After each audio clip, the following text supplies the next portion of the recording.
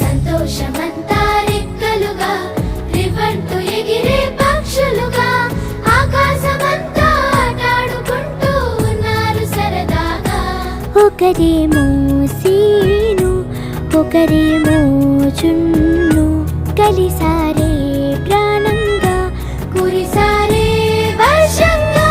పాటేమో scene ఆటేమో చున్ను ఒకటై ఎదిగారే మధురంగా.